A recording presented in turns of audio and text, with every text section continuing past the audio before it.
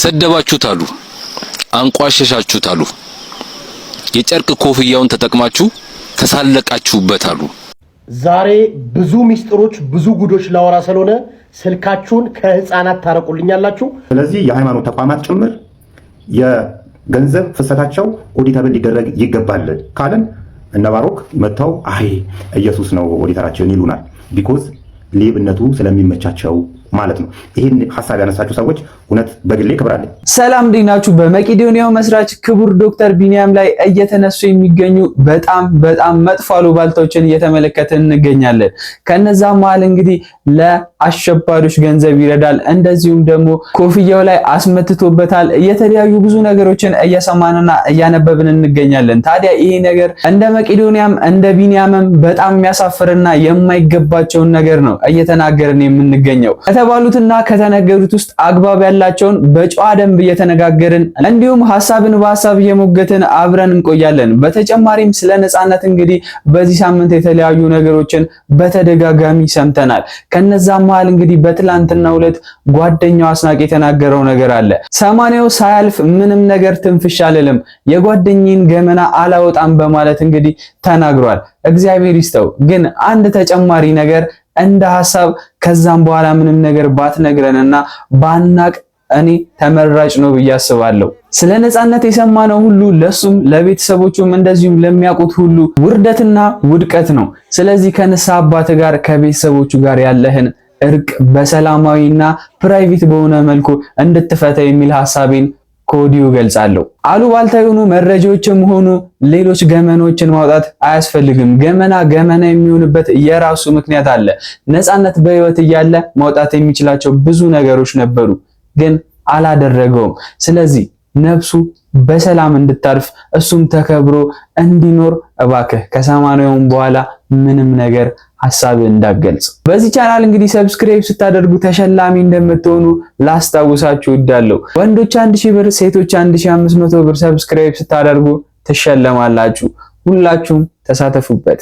ነገሩ ሳይገባቸው ቢሆኑ ሰዎች ሐሳብ የሚነዱትን ግን አዝናለሁ። ቀደም እንዳል ወየውላችሁ ይላል መጽሐፉና እንደው አሁን በዚህ ሰዓት ማለት ነው ጋሽ ሰው ስለ መቄዶንያ አያውቀውም ብለህ የምታስበውን ነገር እስቲ ነገር በቃ ይሄን አያውቀውም የምትለኝ ዋናው የማያውቀው መቄዶንያ ላይ እግዚአብሔር እንደሚሰራ ያውቃል።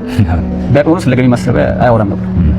እና ቋሚ ገቢ ያለው እግዚአብሔር ደግሞ አይተናት እንመለስ እስቲ ተውለው እሺ። ሰው ቢጨክን እዚህ ባሉ የአይምሮ ህሙማን ላይ ይጨክናል፣ በዚህ ላይ ይጨክናል። ተው ግድ የላችሁም፣ በዛሬ ጤናችሁ አትኩራሩ። ይህንን ቪዲዮ የምትመለከቱት ነገ ምናልባት እዚች አልጋ ላይ የምትተኙት ባለተራው እናንተ ትሆናላችሁ።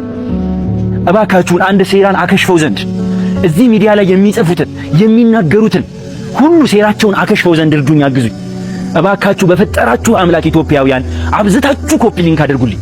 ከተኛ ጭካኔ በፈቃዳቸው ያልታመሙ ሰዎችን በካሜራ ፊት ደርድሮ እነሱ ካሉበት ህንጻ ውጪ ያለው ማህበረሰብ እንደሚጠላቸው እያሳሰቡ ማውራትና መናገር ከራሱን ችሎ እነዚህን ሰዎች ለተጨማሪ ጭንቀት የሚያዳርግ እንደሆነ እንድታስብበት ያስፈልጋል። የመጀመሪያው ነገር ቢኒያምና መቄዶንያ ላይ የቀረበው ጥያቄ እርዳታ እንዳይረዱ ከመፈለግና እርዳታ መረዳት የለባቸውም ከሚል አስተሳሰብ የመነጨ ሳይሆን እንደሚታወቀው በኢትዮጵያ ውስጥ ብዙ የእርዳታ ድርጅቶች አሉ። እሱ 10,000 የሚያክሉ አእምሯቸውን የታመሙ በእድሜ ደግሞ የገፉ አረጋውያንን በቀን እንደሚመግብ ለዚህም ደግሞ 3 ሚሊዮን የኢትዮጵያ ብር ደረጃ ድረስ እንደሚያወጣ ሁሉም ሰው ያውቃል። በኢትዮጵያ ውስጥ ግን መቄዶንያ ብቻ አይደለም የእርዳታ ድርጅት፣ በጣም ብዙ የእርዳታ ድርጅቶች አሉ። ዓላማቸውን አጀንዳቸውን የተለያየ አድርገው የሚንቀሳቀሱ ማለት ነው። እንደሚታወቀው የኢትዮጵያ ሕዝብ አእምሮ ውስጥ የእርዳታ ድርጅት ሲባል በመጀመሪያ ደረጃ አእምሯቸው ውስጥ የሚመጣው መቄዶንያ ነው። መቄዶንያ ደግሞ ብዙ ጊዜ የእርዳታ ማሰባሰቢያ ያደርጋል። እሱም የተሳካ የእርዳታ ማሰባሰቢያ ነው የሚያደርገው። እሱም ላይ ቅሬታ አይደለም የቀረበው ያለው። ግን አንዳንድ ወገኖች ገንቢ የሆነ ሐሳብ ለዚህ ተቋም አምጥተዋል። 3 ሚሊዮን ብር በቀን የሚያወጣ ተቋም እያንዳንዱ ጊዜ ላይ እየወጣ እርዳታ ከሚሰበስብ ለምን ኢንካም ጀነሬት የሚያደርግበት ካምፓኒ ነገር አያቋቁምም ነው? ለምሳሌ ዴሊቨሪ የሚያደርግ ምግብን፣ የተለያዩ ነገሮች ዴሊቨሪ የሚያደርግ ካምፓኒ ቢያቋቁም ይሄ ድርጅት ሁላችንም አንዳች ነገር ስንፈልግ በዚህ ዴሊቨሪ ድርጅት ብንጠቀም እርዳታ እንደምንረዳ እያሰብን ብንጠቀም አገልግሎት እየሰጠ ደግሞ ኢንካም ጀነሬት ቢያደርግ ምንም ክፋት የሌለው ሐሳብ እንደ ራይድ እንደ ፈረስ እንደ ያንጎ ያሉ የተለያዩ አይነት የትራንስፖርት አገልግሎት የሚሰጥ ተቋም ቢያቋቁም ይሄ ድርጅት በዛ ተቋም ደግሞ ሁላችንም ትራንስፖርት ሲያስፈልገን ብንገለገልና ብንጠቀም ገንዘቡን ራሱ ከፍ አድርጎ አገልግሎት መስጠት ሊችል ይችላል። በዛ ብንጠቀም ያንን የሚያገኘውን ገንዘብ ለነዚህ ሰዎች ቢያውል አንድ ማህበረሰቡን እያገለገለ፣ ሁለት ማህበረሰቡን ደግሞ እየተገለገለ እንደረዳ ሲያስብ ሰው ሁሉ ለዚህ ተቋም የሚያስፈልገውን ነገር ማድረግ የሚችልበት መስመር ይዘርጋል ያሉት አንዳንድ ሰዎች። ይህ ገንቢ ሐሳብ ነው። ገንዘባችሁን ስጡኝ አስተያየት አትስጡኝ የሚባል ነገር የለም። አንድ ሰው ገንዘብ ያስፈልገኛል ይሄን ያህል ማህበረሰብ እየረዳው ነው ብሎ አደባባይ ላይ ወጥቶ ከጠየቀ ገንዘብ እንደጠየቀ ሁሉ ደግሞ አስተያየት አለ ይህንን ብትጨምሩ ብለው ሰዎች እንደራሳቸው ተቋም ቆጥረው ሐሳብ ሲሰጡ እንደ ጠላት መፈረጅ ወይም እንደ ክፉ አድርጎ ለጦርነት ክተት ማወጅ አስፈላጊ ነው ብዬ አላስብም። አሁንም ቢሆን መቄዶንያ ብቻ አይደለም የእርዳታ ድርጅት እዚህ ምድር ላይ ያለው ህፃናት የሚያሳድጉ አሉ። አሁን መቄዶንያ አእምሮ ተማሚና አረጋውያንን እየረዳ ነው። በጎ ተግባር ደስ የሚል ነው። ዶክተር ቢኒያምም የሚበረታታ እጅግ እንቁ የሆነ ዜጋ ያደረገው መልካም አበርክቶት ያደረገው መስዋዕትነት የሚያደንቀው የሚያከብረው ሰው ነው። እየወጣ ሁል ጊዜ የሆነ የእርዳታ ማሰባሰቢያ ከሚያደርግ ደግሞ ሌሎቹ ፊት ለፊት ይምጡ እየተባለ ያለ ሌሎች የእርዳታ ድርጅቶች ህፃናት ላይ የሚሰሩ አሉ፣ የልብ ታማሚ ላይ የሚሰሩ አሉ፣ ኩላሊት ታማሚ ላይ የሚሰሩ አሉ፣ ህፃናትና ሴቶች ላይ የሚሰሩ አሉ። በጣም ብዙ አይነት የእርዳታ ድርጅቶች በዚህ ምድር ላይ አሉ። እነዛም ደግሞ መረዳት መደገፍ ያስፈልጋቸዋል። እንደ መቄዶንያ አይነት ብዙ ወዳጅ ብዙ ደጋፊ ያለው ተቋም ግን ያለውን ሪሶርስ በመጠቀም ሰርቶ ወደሚያገኝበት አገሪቱንም ወደሚጠቅምበት አንዳች ነገር ራሱን አፕግሬድ ማድረግ አለበት የሚል በጎ ሐሳብ ነው የተሰጠውና ይህ ሐሳብ በጎ ሆኖ ሳለ ይህንን ሐሳብ ያመጡ ሰዎችን እንደ ጠላት በመቁጠር ማሳደዱ ተገቢ ነው ብዬ አላስብም። በአግባቡ እንድታዳምጡኝና በአግባቡ ተመልክታችሁ እንድትረዱኝ ሐሳባችሁንም ኮሜንት ላይ እንድትጽፉ እፈልጋለሁ። በአሁን ሰዓት ላይ ኢትዮጵያ ውስጥ ሰውን መርዳት የሚችሉ ሰዎች በጣም የእርዳታ ኦፕሽኖች በዝተውባቸዋል። ምናልባት መርዳትም የማይችሉበት አጋጣሚ ላይም ሊሆኑ ይችላሉ። ታዲያ መቄዶንያ በዚህ ሰዓት ነው ብቅ ያለው። ትችቶችም በዛው ልክ የገጠሙት ለዛም ይመስለኛል። ነገር ግን እስካሁን ድረስ መቄዶንያን የተቃወሙ ሰዎች ከዚህ በፊት የረዱ ናቸው ወይም ደግሞ አሁንም የረዱ ናቸው የሚለውን ነገር ጥያቄ ምልክት ውስጥ እንከተዋለን። ረድተውም የሚያውቁ አይመስሉኝም ሁሉም ትችት ውስጥ ያሉ ሰዎች ማለት ነው። በእርግጠኝነት ነው የምነግራችሁ እስካሁን ድረስ መቄዶንያ በሁለት እግሩ እንዲቆም ያደረጉ ሰዎች አሁንም ድረስ እየረዱና ሳይቃወሙ አብረው ከቢኒያም ጎን እንዳሉ ናቸው። ነገር ግን በሚገርም ሁኔታ ለመቄዶንያ የሚሰበሰበው ገንዘብ ለሌሎችም እርዳታዎች ይመኙታል ወይም ደግሞ ይፈልጉታል። ነገር ግን ከሁሉም ነገር አስቀድሜ መናገር የሚፈልገው መቄዶንያ ራሱን መቻል አለበት። ራሱን ባይችል ትንሽ መቋቋም የምትሆን ገቢ ታስፈልገዋለች። ምክንያቱም ከተነሱ ሀሳቦች መካከል የሁለቱን እንኳን ብናየው የመጀመሪያው እንደዚህ መቄዶንያ ያሉ የእርዳታ ድርጅቶች ከልመና ይውጡ ነው። ሙሉ ለሙሉ ከልመና መውጣት አይችልም። ቢያንስ የሆነ ገቢያቸውን ራሳቸው ያመንጩ ነው። ይሄ ሀሳብ መቄዶንያን ከመጥላት ወይንም ክፋት ከማሰብ የመነጨ አይደለም። እንዳውም እኔ መቄዶንያን የሚወዱ ሰዎች ናቸው ነው የምለው። ምክንያቱም ለምሳሌ ኢትዮጵያን አየር መንገድ ብንወስድ በአንድ ወር ግዢዎች ሰዎች የነገሩኝ በአንድ ወር የወተት ግዢ ውስጥ አራውንድ 1.5 ሚሊዮን ዶላር ወጪ ያደርጋል። ከዚህ ውስጥ 10% ብቻ ነው ከሀገር ውስጥ ፍጆታ የሚሸፍነው ብለውኛል። 90% መሸፈን ቢቻል እንኳን ምን ያህል ገቢ ማግኘት ይቻላል? ስለዚህ እንደነ መቄዶንያ ያሉ የእርዳታ ድርጅቶች ዲያሪ ላይ ቢሰማሩ አንድ እዛ ጋር የሚረዱ ሰዎች የተረጂነት መንፈስ እንዳይኖራቸው ያደርጋል። የራሳቸው ገቢን ያመነጫሉ። ስለዚህ ሁል ጊዜ እርዳታ ጥገኛ ከመሆን የራስን ገቢ ማመንጨት ይገባቸዋል ማለት ከክፋት የመነጨ አይደለም። በፍጹም ሊሆንም አይችልም። ሌላኛው በቦርድ ይመራ ነው፣ ኦዲተብል ይሁን ነው። አንድ የእርዳታ ድርጅት ስትራክቸር ይኑረው ብሎ ጥያቄ ማንሳት ይሄም ከክፋት የመነጨ አይደለም። ምክንያቱም በአንድ ሰው የሚመራ ነን ፕሮፊት ኦርጋናይዜሽን ያ ሰውዬ የሆነ ነገር ችግር ቢያጋጥመው አብሮት ይፈርሳሉ። እንደዚህ አይነት ድርጅቶች ለሁሉም ነው የሚሆነው። ባይዘ ይሄ ለመቄዶንያ ብቻ ሳይሆን ለፕሮፊት ኦርጋናይዜሽንም ነን ፕሮፊት ኦርጋናይዜሽንም ይሄ ይሆናል። ካምፓኒዎች አንድ ሰው ላይ የተንጠለጠሉ መሆን የለባቸውም። አንድ ሰው ላይ የተንጠለጠሉ ከሆነ ያ ሰውዬ እስካለ ድረስ ብቻ ነው እነዚህ ኤንቲቲዎች የሚኖሩት። ስለዚህ በቦርድ ይሞራ ስትራክቸር ይኖረው ኦዲተብል የሚሆንበት ወይ ይፈጠር ማለት ከሐሜት እንዲጸዳ ያደርገዋል። ስለዚህ ይሄ ከክፋት የመነጨ አይደለም። በተለያየ ጊዜ መቄዶንያም ሆነ የተለያዩ እርዳታ ድርጅቶች ብርን ያሰባስባሉ። በኢትዮጵያ ብር ያሰባስባሉ፣ በሌላ ከረንሲም ያሰባስባሉ። እነዛ ከኢትዮጵያ ብር ውጭ ያሉ ከረንሲዎች ወደ ኢትዮጵያ መጥተው በምን አይነት ሁኔታ እንደተመነዘሩ አሁንማ ጥያቄ እናነሳለን እኛ ሀርት ቱ ሀርትን ጨምሮ ማለት ነው። እንደዚህ አይነት ጥያቄ ማንሳት ከጤነኝነት የሚመነጭ ነው። እንደ ባሩክ ያሉ ሰዎች የገቢ ምንጫቸው ቤተክርስቲያን ላይ ጠግቶ ነው። ቢኮዝ ኢየሱስ አጎታቸው ነው ይመስላቸው። ከአጎታቸው ቤት ደግሞ ደስ ያላቸውን ነገር የማንሳት መብት አለን ብሎ ያስባሉ። ስለዚህ እንደዚህ ስትራክቸር ያለውና በዲሲፕሊን የሚመራ ኢንቲቲ ይፈጠር በሚባልበት ሰዓት መጀመሪያ የሚቃወሙት እነሱ ናቸው። ቢኮዝ ጥቅማቸውን ያሳጣቸዋል። ለዚህ ነገር የዶክተር ሐሳብ መቄዶንያ የሰዎች መጽደቂያ እንጂ ፕሮፊታብል እንዲሆን አንፈልግም ነው ሐሳቡ። ግን ትልቅ ስህተት ነው፣ መቀየርም ያለበት ሐሳብ ነው። ምክንያቱም ህዝቡ ልጽደቅ ካለ በተለያየ መንገድ የመጽደቅ ቻንስ አለው። ቤተክርስቲያን ማሰራት ይችላል፣ መስጊድ ማሰራት ይችላል። ፕሮቴስታንቱም የራሱን አዳራሽ እየተከለከለ ቤተክርስቲያን በራሳቸው ዲዛይን እንዲያሰሩ እየተነገራቸው ይገኛል። ስለዚህ በተለያየ መልኩ መጽደቅ ይችላል ሰው። የህዝቡ መጽደቅ በጣም አሳሳቢ ሆኖ ከታየንም መቄዶንያ ራሱን ችሎ ሌሎች ደግሞ ተጨማሪ የእርዳታ ድርጅቶችም ሆነ በግል የሚረዱ ሰዎች ገንዘብ ሲያገኙ ህይወታቸው ሲቀየር ማየት ትልቅ ጽድቅ ነው ብዬ አስባለሁ። ሰደባችሁት አሉ፣ አንቋሸሻችሁት አሉ፣ የጨርቅ ኮፍያውን ተጠቅማችሁ ተሳለቃችሁበት አሉ። አው ልክ ናችሁ። አታዩትም? በጣም ደልቦ በጣም ተስማምቶት። ምክንያቱም እናንተ እንደምትሉት የመቄዶንያን የእርዳታ ብር ስለሚበላ አይደለ? ለነገሩ ዓለም ልምዷ ነው፣ ወርቅ ላበደረ ጠጠር መስጠቷ። በስሜት ተነስታችሁ ብሩን የታደረጋችሁ ምን አደረጋችሁ ከማለታችሁ በፊት ብሩ ምን ላይ እየዋለ ነው ብላችሁ ጠጋ ብላችሁ መቄዶንያ ውስጥ የሚሰሩ ስራዎችን አይታችሁ ጎብኝታችሁ ታውቃላችሁ? ሌላውን ተውና መቄዶንያ ለዳይፐር ከ1.2 ሚሊዮን በላይ ያወጣል በየቀኑ። እንደ አጠቃላይ ደግሞ እስከ 3 ሚሊዮን ድረስ በየቀኑ ያወጣል መቄዶንያ። በዚህ የእርዳታ ድርጅት ውስጥ ከሚረዱ ወገኖቻችን መካከል በየቀኑ መቶ ሰው ሚኒመም ሕክምና ያደርጋል። ሲቀጥል መቄዶንያ ምን ያህል ቅርንጫፍ ነው ያለው? ወደ 56 የሚያህል ቅርንጫፎች አሉ። በዚህ ዓመት ብቻ የተከፈቱ ወደ 14 የሚጠጉ አሉ። የህንጻ ግንባታ እየተደረገላቸው ያሉ በተለያዩ ክልሎች ላይ የሚሰሩ ወደ 14 የሚጠጉ አዳዲስ ቅርንጫፎች አሉ የመቄዶንያ። አጠቃላይ ቅርንጫፎቹ ወደ 56 ናቸው። በእነዚህ ሁሉ ላይ እኮ ወጪ አለ። ሌላው መቄዶንያ እያስገነባ ያለውን ወደ 15 ወለል የሚጠጋው ሆስፒታል ረሳችሁት? በየቀኑ እስከ 3 ሚሊዮን የሚያወጣውን ወጪውን ሳይጨምር ለዳይፐር እኮ 1.2 ሚሊዮን በየቀኑ ይወጣል መቄዶንያ ላይ። ወደ 3000 የሚጠጉ እኮ የአልጋ ቁራኛ ከአልጋ ማይነሱ የሰው ድጋፍ የሚያስፈልጋቸው ወገኖቻችን እኮ አሉ መቄዶንያ ላይ። የነሱን ዳይፐር ሳይጸየፏቸው ሽንታቸውን ሰገራቸውን እየጠረጉ ከወገኖቻቸው ጋር ደፋ ቀና የሚሉ እነዛን ሳስባችኋል? ለነገሩ ቁጭ ላለ ሰማይ ቅርብ ነው ይባላል። እባካችሁ አንዳንድ ሰዎች ማለት ነው ወይ አትሰሩ ወይም የሰራን ሰው አታሰሩ። መስራት ካልቻላችሁ እባካችሁ ብትችሉ ዝም ማለት እኮ ራሱ ትልቅ ነገር ነው። ከዚህ በተጨማሪም ክቡር ዶክተር ቢኒያም እንዲረዳው የምፈልገው አንድ ነገር አለ። የሰው ልጅ ስልቹና ተጠራጣሪ ነው። ስለዚህ በማይሆን መንገድ ሐሳቡን ሊያጎድልም ሊቀይርም ይችላል። አልሆንልህ ሲለ መጉላትና መግዘፍ ከታላቆች መሃል አንዱን መርጠ ዝለፍ ካልሆነ በስተቀረ እኔ በምን መስፈርት፣ በምን መለኪያ፣ በምን ግራውንድ ላይ ቆማችሁ ነው ቢኒያምን በዚህ ልክ መናገር የቻላችሁት? ለአንዳንድ ሰዎች ነው ይሄ ጥያቄ። አይሚን በብዙ እርዳታ በመስራት ውስጥ ገንዘብ ይሰረቃል ምናምን፣ ብዙ ሰዎች ለራሳቸው ክብር ኤንጂኦችን ይጠቃ። ቢኒያም ቅንጡ መኪና ሲነዳ አይታችሁ ታውቃላችሁ? ክለብ ገብቶ ሲጨፍር አይታችሁ ታውቃላችሁ? የረባ ምግብ ሲበላ እንኳን አይታችሁ ከቀን ወደ ቀን ሰውነቱ ተጎሳቁሎ አካሉ ደክሞ ያለውን በሙሉ ለሰዎች ሰጥቶ በሚሰራው ስራ ላይ ስህተት ቢኖር እንኳን በምን ድፍረት ልንናገር እንችላለን? እንዲህ አይተ ነው እንዴ? እንደው የሄዶ መንግስት ምናምን ኦዲት ሲያደርገው የሆነ ስህተት እንኳን ቢገኝ እንደ አንድ ኤንጂኦ እንዴ የአሰራር ላይ ምናምን የሆነ ሲሰሩ ተሳስተው ነው እንጂ እንደው እዚህ ተቋም ሊባል ነው እንጂ የሚችለው ቢኒያምን መጥቶ አንድ ሰው።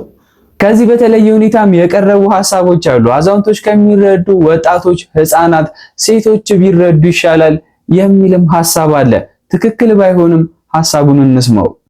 በመቄዶንያ ዙሪያ ሰሞኑን ሰዎች ቅሬታ ሲያነሱ በተደጋጋሚ እየሰማው ነው። በቢሊዮን የሚቆጠሩ ገንዘቦች ለመቄዶንያ እየተሰበሰቡ ነው። ራሱ መንግስት፣ ህዝብ፣ ተቋሞች፣ ግለሰቦች ይሰጣሉ በሚሊዮን የሚቆጠሩ ገንዘቦች። በድምሩ በቢሊዮን የሚቆጠር ገንዘብ ይኖራል ብዬ አስባለሁ፣ ተሰብስቧል ብዬ አስባለሁ። እኔ አሁን ልላችሁ የሚፈልገው ነገር እውነታውን ነው። እነዚህ ቅሬታ ሲያነሱ የነበሩ ሰዎች ኦዲት ይደረግ ምናምን፣ እኔ ግን እሱን ሳይሆን ልል የምፈልገው እውነት በአሁን ሰዓት አዛውንቶች ላይ ነው ኢንቨስት ማድረግ ያለብን ወይ? ከ60% በላይ ያለው የኢትዮጵያ ህዝብ ወጣት እንደሆነ እናውቃለን። ይህ ወጣት ከረንትሊ በጣም የተቸገረ ነው። ኢኮኖሚካሊ የደቀቀ ነው። በጤናው የደቀቀ ነው። ሞራሊ ሳይኮሎጂካሊ የተጎዳ ነው። በጦርነት ምክንያት ሳይኮ ውስጥ የገባ ስደት፣ በረሃ የሚበላው ባህር የሚበላው እንደ ወጣት እንኳን ደረትና ጡንቻ የሌለው ትውልድ እየሆነ ነው ይህ ወጣት፣ እኔንም ጨምሮ ሞራላችን የደቀቀበት ሰዓት ነው ያለው። ስለዚህ እውነት አዛውንት ላይ ነው ኢንቨስት ማድረግ ያለብን በቢሊዮን የሚቆጠር ገንዘብ ወይስ? አውሮፓውያን በኮሮና ጊዜ ምንድነው ሲያደርጉ የነበረው? ይለዩ ነበር። ህፃናት፣ ወጣት፣ አዛውንት የሞት አፋፍ ላይ ቆመው እንኳን ቅድሚያ ሲሰጡ የነበረው ለአዛውንት አይደለም፣ ለህፃናትና ለወጣት ነው። ለምን? ያ ፕሮዲውሰር አምራች ናቸው። ወጣትና ህፃናት ተስፋ ናቸው። ለሀገር ሊጠቅሙ የሚችሉ ለወገን ሊጠቅሙ የሚችሉ ስትሮንግ አቅም ሊኖራቸው የሚችሉት ወጣትና ህፃናት ናቸው። ታዲያ በዚህ በችግር ወቅት ብዙዎች የቤት ኪራይ መክፈል ያቃታቸው ወቅት፣ ብዙዎች ጠግቦ መብላት ያቃታቸው ወቅት፣ ብዙዎች እናት አባታቸው መርዳት ያቃታቸው ወቅት ላይ ቆመን አዛውንት ላይ ቢሊዮን ገንዘቦችን ፈሰስ ማድረግ ጤናማ አስተሳሰብ ነው ትላላችሁ? እኔ የብዙ ወጣቶች እንባ የራሴንም ጭምር እያየሁ ያለሁበት ወቅት ነው። እኛ ወጣቶች ነን እኮ ነገ አዛውንት ብንሆን ይህን ሚሊዮኖችን 60 ምናምን ሚሊዮን ወጣት ነገ አዛውንት ሲሆን የተጎዳ ወጣት ነገ አዛውንት ሲሆን ምንድነው ልታደርጉለት የምትችሉት? ያኔ 50 መቄዶንያ ልትገነቡ ፕሮዲውሰር ላይ ኢንቨስት ማድረግ ይሻላል? አምራች ላይ ኢንቨስት ማድረግ ይሻላል ወይስ ኮንሱመር ላይ? ለምንድን ነው ማሰራት ያቃተን? ስለዚህ የብዙዎች ቅሬታ ነው፣ እኔም ቅሬታዬ ነው። ቅድሚያ ለወጣትና ለህፃናት። በተደጋጋሚ ቤተክርስቲያንን አጭበርብረዋል ሲባሉ የነበሩ ግለሰቦችም እንግዲህ በአሁኑ ሰዓት ላይ ብዙ አይነት ተቃውሞ እየደረሰባቸው ይገኛል። ከመቄዶንያ ጋርም ከቤተክርስቲያን ጋር ተያይዞ ጓደኞችን አሳየኝና ማንነትህን እነግርሃለሁ የሚባለው ተረት ለአንተ ነው የሚሰራው። አንድ ነገር ልንገርህ፣ አጥለሙ ማን ነው ችግሩን ስላሳየ እኛ በህፃት አይተናል። ለፖለቲካ አፍሪካ ውስጥ የተለመደ ለፖለቲካ ሲባል ሰው ይራባል፣ እንዲራብ ይደረጋል። ቢኖር ይዛት እናውቃለን። ስለዚህ መቄዶንያ ኦዲት ይደረግ ነው። አሁን ወደ ክንጠና ኦዲት የሚደረገው ነገር ቢኒያም ሆነ ኮፍያውን አልቆ ፊልሙን አቁሞ ኦዲት ይደረግልን ነው። ወደ ክንጠላ ቢኒያም እኮ ነገም ሊያልፍ ይችላል እና ቢኒያም ስላልፈ መቄዶንያ ይበተናል ማለት ነው አይደለም። 120 ሚሊዮን ህዝብ የተሰጠን 120 ጭራት የተሰጠን 120 ሚሊዮን ልብ የተሰጠን ይስረት አንቺ ሰዎች አሉ ገባ የሚረዱ ሰዎች አሉ። ስለዚህ እኛ አሁንም ለፖለቲካ ዓላማ ሊሆን ይችላል፣ ለሽብርተኛም ሊረዳ ይችላል፣ ለምንም ሲቀጥል ደግሞ ሃይማኖታዊ ወላ የእስላም ወላ የክርስቲያን የእርዳታ ተቋም አንፈልግም፣ መፍረስ አለበት። ይሄ ግልጽ ነገር ነው ነገራችሁ። ለምን የሲቪክ ማህበራት ከሃይማኖት ከብሔር እና የጸዱ ናቸው። ገባ አይደል? ኦዲት ይደረግ ማለት ነው የሚያንጫጫ የአይጥ ምስክር ቢጣሉ አንድ ነገር ንገረን። ቢኒያም ብቻውን ያው ልብር ሊበላ እንደማይችል ነገር ግን እናንተ ይገረም ምናምን መናቃችሁ በራስ ሰበብ ኮሚሽን መበሉ ሰዎች በዙሪያ ስላላችሁ እናንተ ናችሁ መበሉት። እኛ ቢኒያም ካላልን ሰው ስለሚያሰማን እናንተ ልበሉ እናቃለን። እሱንም አግታችሁትም ልበሉ እናቃለን። ለምን እንኳን በእርዳታ ይሰበሰብ ብር አይደለም ከቤተ እምነት ከፈጣሪ መስርቁ ናችሁ። እናንተ ከፈጣሪ መስርቁ ታወራዳን ያንተ አታፍርም እንዴ? ይሄን እኮ አንዱ ራሱ በቃ እኛ አንድ ጥያቄ ጠይቀናል። አስር ቪዲዮት ለምን ጭንቅላታችሁን የተመታው በቃ አግኝተናችኋል። ኦዲት ይደረጋል። አሁን ወደ ክንጠላም ኦዲት ይደረጋል። ቢኒያም በል ምንም በል የሀገር መሪ ማለት ሀገር ውስጥ ምንድን ነው የምታወራው? አንድ ኤንጂኦ እኮ ነው የምትረዱት። ሌላ ሀገር ምንድን ነው ለሀገር ሳለሽ አስተዋጽኦ ምንድን ነው ንገረኝ እስኪ። አሁንም እዚህ ጋር ከብዙሃኑ ጋር ሼር የማደርገው ሐሳብ አለ። እሱም እንግዲህ ቤተክርስቲያን ምዕመኗ ላይ በጣም ፎከስ ማድረግ ይገባታል ብዬ አስባለሁ። ህንፃ ላይ በጣም ፎከስ እየተደረገ እንደሆነ እየተገነዘብን እንገኛለን። ከህንፃ ቤተክርስቲያን አልፋ ለምዕመናን ነፍስ እንግዲህ መትጋት ያለባት ሰዓት ነው ብዬ አስባለሁ። ምክንያቱም በተለያየ መልኩ ብዙዎች እየወደቁ እንደዚሁም ደግሞ ህይወታቸውን እያጡ ይገኛሉ። ቤተክርስቲያንም በአሁኑ ሰዓት ላይ እንግዲህ ከጥግ እስከ ጥግ ዞረን ብንመለከት የኦርቶዶክስ ተዋሕዶ ቤተክርስቲያን አማኞች እንግዲህ ከ80% በላይ መጽሐፉን አያውቁትም። ሁሉም እንግዲህ በአፈ ታሪክና ቤተሰቦቻቸው የሰጧቸውን ልማድ ተከትለው ነው ኦርቶዶክስን የሚያከብሯት የሚወዷት። ታዲያ ዕውቀትንም እምነትንም በደንብ ልናንጸባርቅ ይገባል ብዬ አስባለሁ። ከህንፃ ወይስ ከአንድ ነፍስ የቱ ይሻላል? ኮሜንት ሴክሽን ላይ ሐሳባችሁን ግለጹልኝ። ከዚህ የተለየ ሐሳብ ያላችሁ ሰዎች በጨዋ ደንብ ዛሬ ብዙ ሚስጥሮች ብዙ ጉዶች ላወራ ስለሆነ ስልካችሁን ከህፃናት ታረቁልኛላችሁ። ሁላችሁም ይሄ ቪዲዮ ሊጠፋ ስለሚችል ለታሪክ ይቀመጥ። ሁላችሁም ሼር ፋቨራይት አድርጉት። ሁላችሁ ኮፒ ሊንክ እያደረጋችሁ ታዳምጡኛላችሁ። ይሄ በምስሉ ላይ የምትመለከቱት ልጅ ኢትዮጵያዊ ወንድ ነው።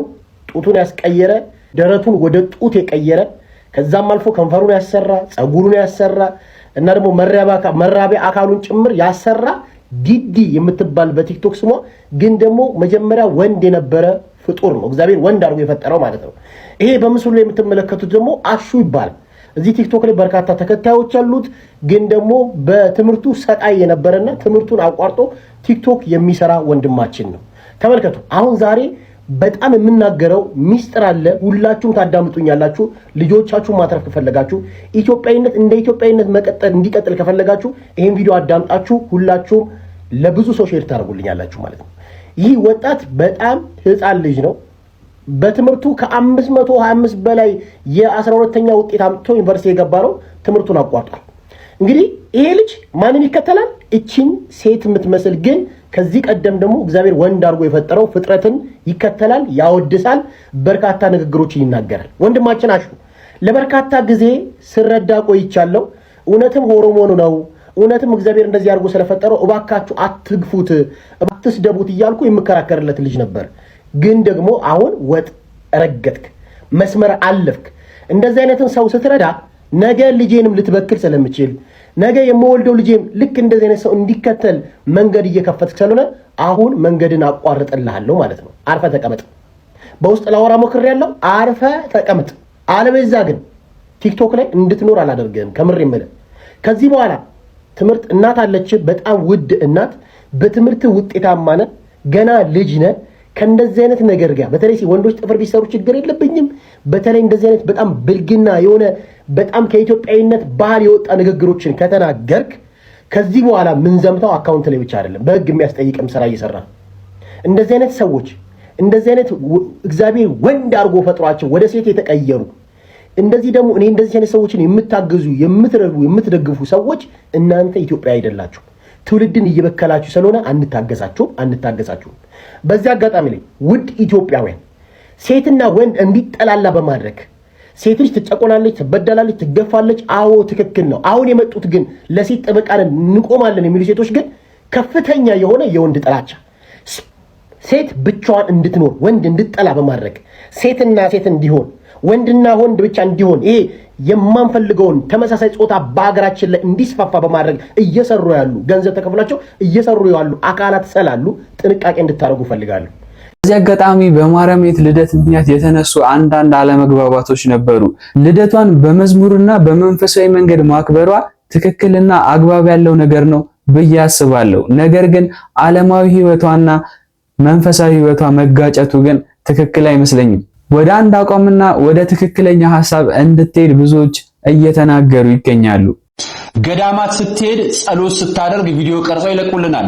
ልክ እንደ እመቤታችን ቅድስተ ቅዱሳን ድንግል ማርያም እንደ ሰማዕታቶቹ እንደዛኛው ዘመን ጊዜ አለባበስ እስራኤላዊ አለባበስ ወይ ደግሞ እመቤታችን ቅድስተ ቅዱሳን ድንግል ማርያም እንደምትለብሰው አይነት አለባበስ ተደርጎ ተለብሶ አንዴ አርሴማ፣ አንዴ ኩክየለሽ፣ አንዴ ጻድቃኔ፣ አንዴ የሆነ ቦታ ቪዲዮ ነው የምናየው የዚች ልጅ ተደጋጋሚ።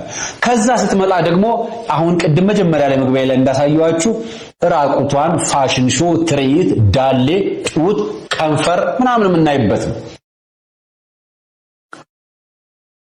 ወንዱ ቦታ ሁኑ ዋርፋችሁ ቪዲዮን ጸሎታችሁን ለራሳችሁ አድርጉልን። ማህበራዊ ሚዲያ ላይ አውጥታችሁ ቤተ መቅደሳችንን የጸሎት ስፍራችንን ቅዳሴያችንን የሰማዕት ቅድስት አርሴማን ቤተክርስቲያን ገዳሟን እንዲህ አይነት ነገር አታውጡብንና ከፈለጋችሁ ለራሳችሁ ኑሩ። እኛ የቤተክርስቲያን ስርዓት ይጠበቅ እንላለን። ከዓለም ውስጥ ሰው አምጥተን መንፈሳዊ እናደርጋለን። በቢቻል እግዚአብሔርን የሚቀበል ስጋው ደግሞ የሚቀበል ክርስቲያን የሚሆን እንላለን። እናንተ እኮ ዛሬ አስቀደስኩ ስጋው ደግሞ ተቀበልኩ እያላችሁ የምትለቁ ሰው ናቸው። የመታበይ ክርስትና የመታበይ ቅድስና የለም። ማን ስለሆናችሁ ነው እናንተ ሰው ላይ የምትፈርዱት? ማለት ዩቲዩብ ላይ የሆነ ፎቶ ለጥፎ ቁጭ ብሎ እንደማውራት አይደለም። መንፈሳዊነት ማለት እንደዛ አይደለም። ይሄንን እኮ ማንም አንድ የ10 ዓመት ህፃን እኮ ዘመኑ ተሻሽሏል። ፎቶ ለጥፎ ቁጭ ብሎ ማውራት ይችላል። ቁጭ ብሎ እንደማውራት ሰው ላይ እንደመፍረድ አይደለም። እንደኔ ሐሰተኛ ቆሻሻ ሰው የለም። ግን በተገኘው አጋጣሚ ገዳማትን ይያ ያለው ሰው ነኝ። ደግሞ ወደ ዓለማዊ ነገር ሲመለስ ደግሞ ለራሴ ለኑሮዬ የሚያስፈልገኝ ነገር አለ። ያንን ነገር ለማደርግበት ስራዬን እሰራለሁ። ሰው ዘንጦ ሲታይ፣ ሰው ለብሶ ሲታይ ኦኬ ሁሌ ነጠላ መልበስ አለበት ሰው ነው። አንዴ ገዳም በጣም አስቆኛል። እኔ በቃ መልስ ምቱ በቃ መንፈሳዊነት እንደዚህ ነው፣ ሰው ላይ አትፍረዱ። በቃ ያው ብዙ እሱን የሚመስሉ መንጋዎች የሚከተሉ ስላሉ ያው በቃ መታበዩ ነው። በመጀመሪያ በነገራችን ላይ ካሜራ ደቅ ነው መንፈሳዊነት የሚያራምዱ ሰዎች ይገርሙኛል። ለምሳሌ ዛሬ ገዳም ለመሄድ ካሰቡ የሚያስቡት ምንድነው? ገጽታ ግንባታቸውን ነው። ገዳም ሄደው ካሜራ ቀርጸው ሰው የሚሰጣቸው ሪስፖንስ ምናምን በዛ መንግስት ሰማት ወይም የሚገባ ነው ይመስላቸው፣ ጽድቅ ያለ ነው ይመስላቸው። አሁኑ ካሜራ ደግ ነው፣ ሁሉ ነገር አክሽን ተብሎ ነው የሚጀመረው። ነጠላ እንዴት መልበስ እንዳለባቸው፣ ገዳም ላይ እንዴት መራመድ እንዳለባቸው። እንዴ አንተ ከአንዲት ኮረዳ ተዋናይ ጋር ገዳም ለገዳም ዞርክና ካሜራ ደቅነ አውራና መንፈሳዊነት ብለህ እዚህ መተህ መልክ ትሰራለህ?